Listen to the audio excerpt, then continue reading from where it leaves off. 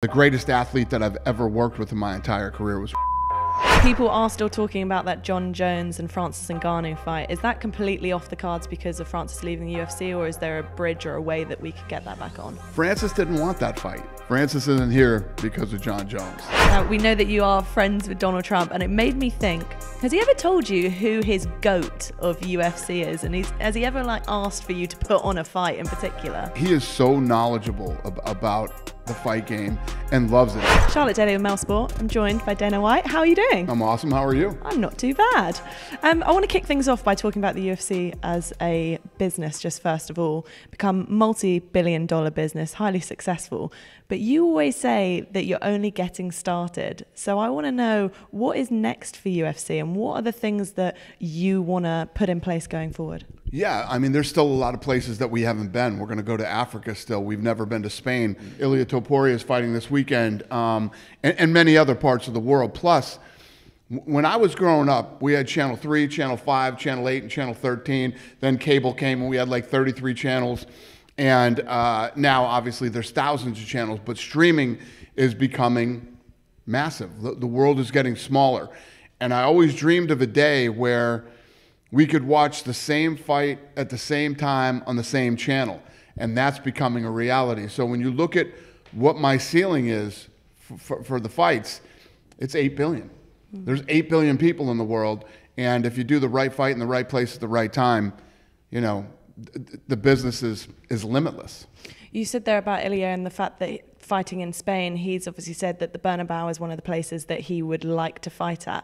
Is that something going forward that the UFC might do, trying to contact football stadiums and putting on big events in big iconic venues like that? Yeah, we've done it. We've done massive football stadiums in Australia and Canada, but I like arenas better. I like the intimate feel of a fight. When you do a stadium, it looks like two ants, you know, on a matchbook fighting.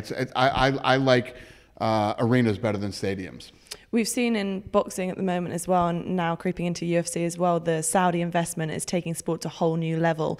How important do you think that investment is going to be for reaching those goals and the plans that you're speaking about? It's Abu Dhabi, Saudi Arabia, and many other places too.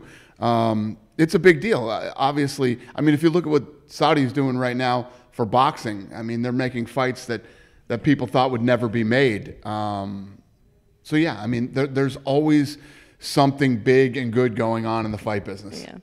Yeah. Yesterday's press conference, Max said that Ilia was a copycat of Conor McGregor. Do you think that he is a copycat, and do you think that McGregor is almost impossible to copy because of the character that he is? I don't see it. I don't know what Max is talking about. I don't see it. But, you know, Conor's not a bad guy to copy. He's done pretty well for himself. But there will never be another Conor. There will be somebody else who will be different. And you know, maybe Topuria could be a version of Conor as far as a megastar goes. Now, I mean, everyone does always ask this question, but Conor obviously keeps hinting at coming back to UFC. Is that likely? Do we think he'll come back? And from a personal and also business perspective, do you want to see him back? I was literally just, when we were driving here, I was on Instagram, and I literally just saw Conor's Instagram. He's out hitting the mitts right now and off the, you know, side of his boat, and there's tons of people standing around watching. Yes, obviously it would be very fun for everybody for Conor to come back. And yes, I think he'll be back in 25. Mm-hmm. You mentioned earlier about the boxing side of things. Now, you've become kind of the undisputed face of MMA. In the boxing world, we've still got lots of promoters like Eddie, Oscar De La Hoya, Frank Warren, all of these people. Have you seen much of the rivalry that goes on between them, and do you think it's good for business or bad for business? I think that rivalries are always great for business, no matter what sport or business it's in. So what's your question? Do I think it's good? Yeah, do you think it's great. Good? Yeah. Yeah, I think rivalries are great. You wouldn't want that in your realm, though, because you let your fighters do the talking more so than you having to come up there and build the fights as such. Yeah, you know, that's not really my style. I used to watch all the boxing press conferences where the promoter would get up there and talk for 45 minutes. Nobody wants to hear anything. People want to see the fighters and hear what they have to say. I just sort of open it up and then let them ask all the fighters questions. It's about them, not about me. And I have to ask, you've said before that... and I don't have to sell my fights. People know our fights. Like, our fan base is super educated. Like, this card this weekend, everybody's fired up for this card. I'm fired up for this card. So it's not like I have to... Most of the fights in boxing have to be sold because they're not very good. They're not... You don't have the best fighting the best.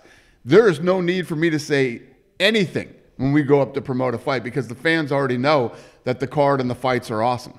Do you think that's because of the structure that you have in place at UFC that's 100%. lacking in boxing? So from the minute you walk in, you are fighting the best in the world.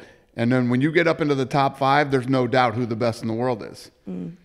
I think there's definitely elements from UFC that boxing could take for sure. Is there anything that you would take from boxing for UFC? Oh, I definitely took things from boxing. In building this business, I took the things that I liked and I fixed the things that I didn't like in building this, I guess you could say building this sport, not just this brand.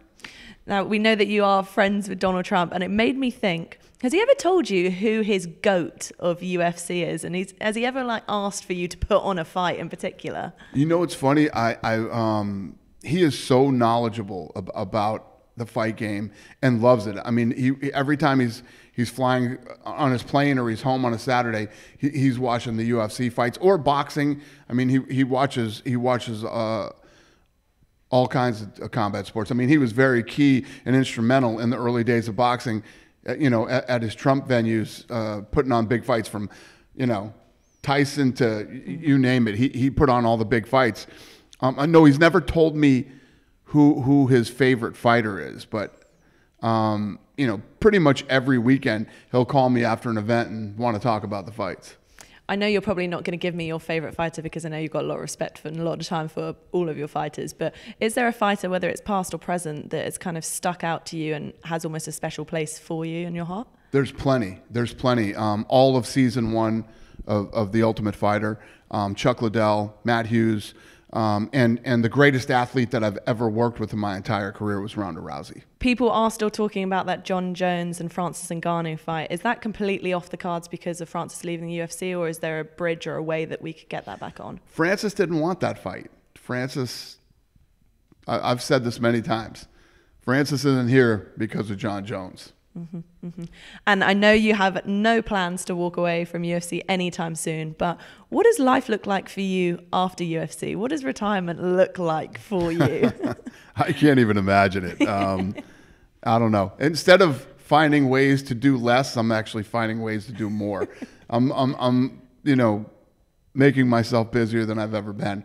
I'm not anywhere even near thinking about life after UFC.